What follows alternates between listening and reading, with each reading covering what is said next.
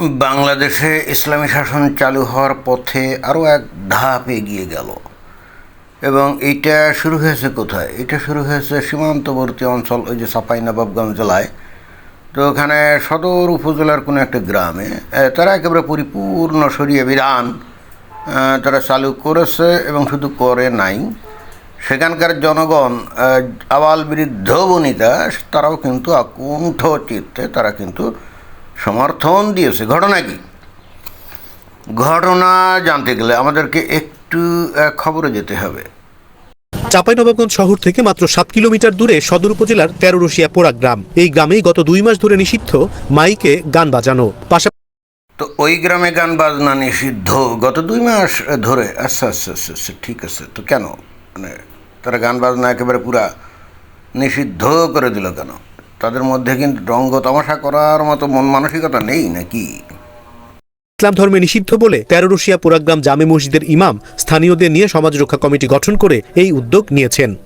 হ্যাঁ, ইসলাম ধর্মে গান বাজনা নিষিদ্ধ, এটা তো আমরা বহুভাবে বছরের পর বছর ধরে কিন্তু প্রচার করে আসছি।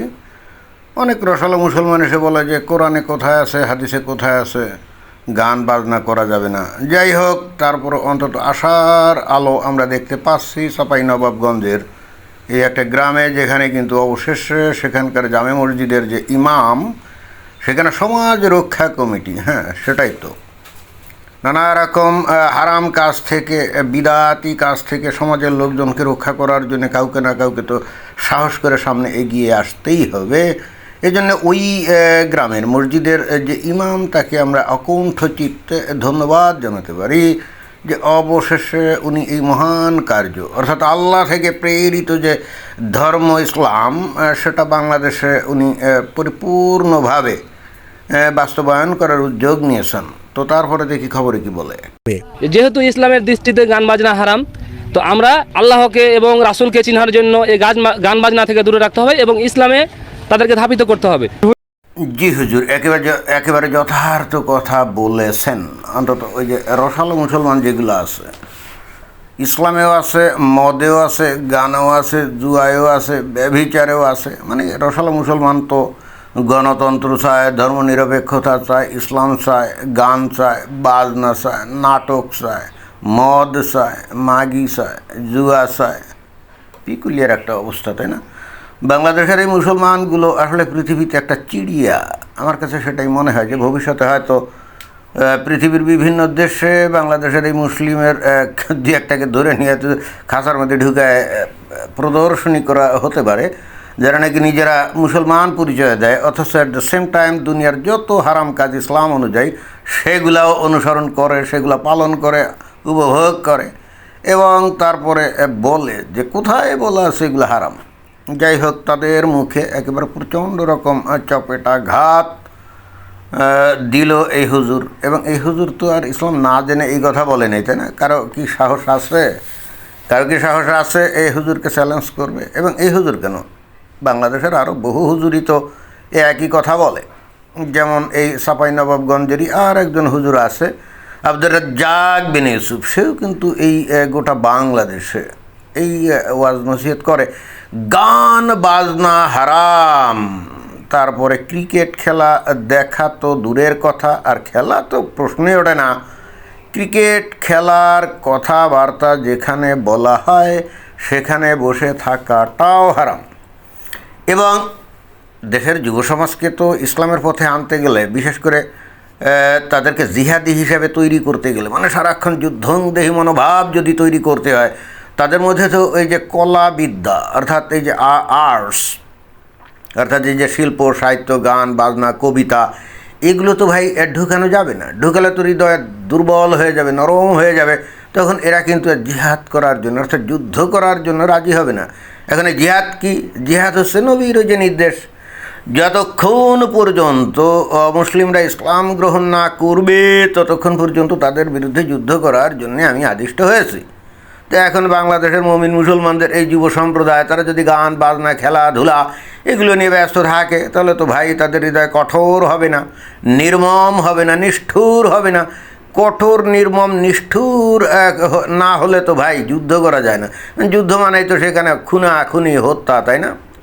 এবং শুধুমাত্র ওই ইসলাম গ্রহণ করে নাই বলেই কিন্তু তাদের বিরুদ্ধে জিহাদ করতে হবে। এবং বাংলাদেশের প্রেক্ষিতে বিষয়টা আরও অত্যন্ত গুরুত্বপূর্ণ, কারণ নবী তো বলে গেছিলেন যে গাজওয়াতুল হিন্দ করতে হবে।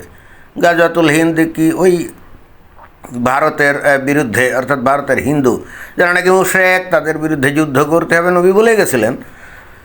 ওই যুদ্ধে যারা নাকি যোগদান করবে অর্থাৎ জিহাদ করবে তারা সবাই কিন্তু বেহেশতে গিয়ে অসংখ্য হুর, 72 হুর আসলে না, 72 হুর ওই আমি আগেও বলেছি এটা হলো নিম্ন লেভেলের, যে বেহেশতবাসী তারাই আসলে 72 হুর পাবে।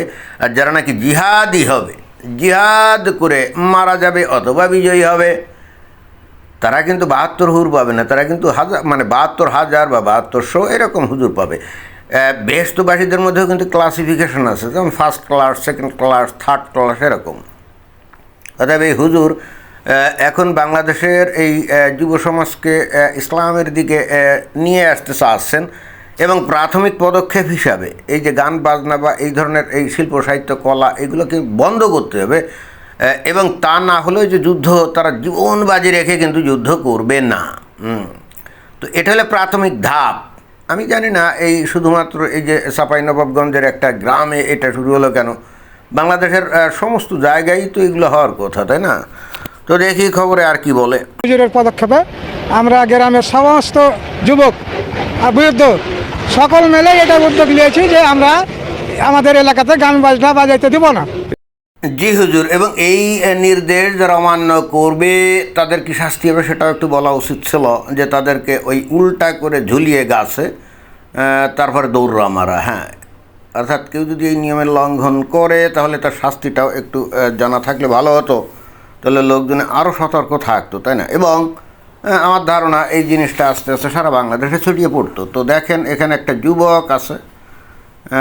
যুবক আছে যে বয়সে গান বাজনা খেলাধুলা এইগুলো নিয়ে ব্যস্ত থাকার কথা, নর্মালি এটাই ব্যস্ত, এই বয়সটা তো সেরকমই, তাই না? তো সেই যুবক কি বলে দেখেন। এই গ্রামে কোনো গান বাজনা হবে না বিয়ে বাড়িতে, যদি গান বাজনা হয় বাড়িতে তো মূল বিয়ে বাড়িতে যাবে না বিয়ে পড়াতে। হে যুবক, এইটা তুমি কি বললে? যদি কারো বাড়িতে গান বাজনা হয় শুধুমাত্র সেখানে এই হুজুর বিয়ে পড়াতে যাবে না, এইটার মধ্যে সীমাবদ্ধ থাকলে তো হবে না।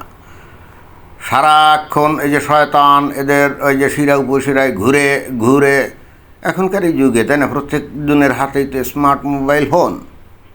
তো এখন তোমরা খালি বললে যে ওই বিয়ে বাড়িতে গান টান হবে না বা কোনো অনুষ্ঠানে গান বাজনা হবে না, তো এইটা তো ওই ব্যক্তিগতভাবেও যে গান বাজনা করা যাবে না বা শোনা যাবে না, যেমন মোবাইল ফোনে অনেকে গান টান শোনে, তাই না, সেই ব্যাপারেও তো একটা ফতোয়ার দরকার ছিল। অর্থাৎ যদি কোনো ছেলে বা মেয়েকে দেখা যেত যে সে মোবাইল ফোনে গান শুনছে, তাহলে তার কি শাস্তি হবে, তাই না? আর তুমি যে বললে যে কোনো বিয়েবাড়ির অনুষ্ঠানে যদি গান বাজনা বাজায় শুধুমাত্র ওই যে হুজুর যাবে না বিয়ে পড়াতে, না, এত হালকাভাবে যদি ইসলামের বিধিবিধান বাস্তবায়ন করতে যাওয়া হয় তাহলে তো 2 দিন পরে এই বিধান কেউ মানবে না। এখানে খালি ওই হুজুর যে বিয়ে পড়াতে যাবে না এইটুকুর মধ্যে সীমাবদ্ধ থাকলে তো হবে না। ওই পরিবারের সবাইকে কী করতে হবে, এক ঘরে করে দিতে হবে, এবং তাদের সাথে কোনো সম্পর্ক রাখা যাবে না। দরকারে ওই গ্রাম থেকে তাদেরকে বহিষ্কার করে দিতে হবে, তাই না? এ ধরনের কিছু কড়াকড় নিয়ম কানুন যদি না থাকে তাহলে তো 2 দিন পরে শয়তানের প্ররোচনায় এরা তো আবারও ওই গান বাজনার মতো শয়তানি ক্রীড়াকলাপে কিন্তু ব্যস্ত হয়ে যাবে। এখন এই যে শয়তানি ক্রীড়াকলাপ কেন? কারণ নবী কিন্তু সহি ইসলাম ওই মুসলিম হাদিস শরীফে একটা হাদিসে নবী কিন্তু বলছেন যে বাঁশির সুর হলো শয়তানের শব্দ, এটা কিন্তু নবী বলছেন। তো তার মানে হচ্ছে কি, গান বাজনায় যারা আসক্ত হবে তারা কি শয়তানের শব্দের প্রতি আসক্ত হয়ে শয়তানের অনুসারী হয়ে যায়। এখন এদেরকে তো কোনোভাবে এক গ্রামের মধ্যে বসবাস করতে দেওয়া যায় না, তাই না? তো এদেরকে কি করতে হবে, ওই প্রথমত তাদের কি করতে হবে, এক ঘরে করতে হবে, এবং দ্বিতীয়ত তাদেরকে গ্রাম থেকে বহিষ্কার করতে হবে। তো একটু কড়াকড় না হলে তো ইসলামের শাসন চালু হবে না।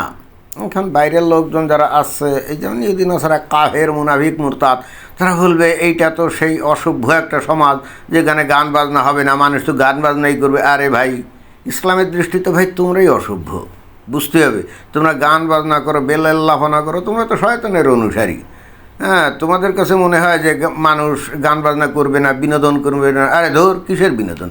ইসলামে বিনোদন বলতে ওই যে স্ত্রীর সাথে যৌন সঙ্গম, দাসীর সাথে যৌন সঙ্গম, তারপরে একসাথে 3-4টা স্ত্রী রেখে সেখানে যৌন সঙ্গম, তাই না?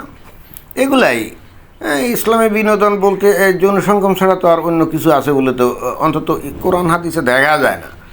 অতএব ওই ইহুদি নাসারা কাফেররা কী ধরনের ইহুদি নাসারা কাফেররা কী ধরনের মানে গান বাজনার মাধ্যমে ওই বিনোদন করবে আর মুসলমানদেরকে সেটা মানতে হবে না, এটা তো সম্ভব না। ইহুদি নাসারা কাফেররা গান বাজনাকে এত প্রমোট করে কী জন্যে? বস্তুত মুসলমানদেরকে দুর্বল করার জন্যে, হৃদয়ে দুর্বল করার জন্যে। এটা কি আমরা বুঝি না?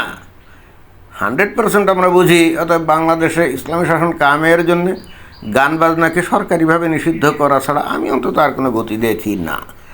তো এটাই ছিল বক্তব্য। ধন্যবাদ।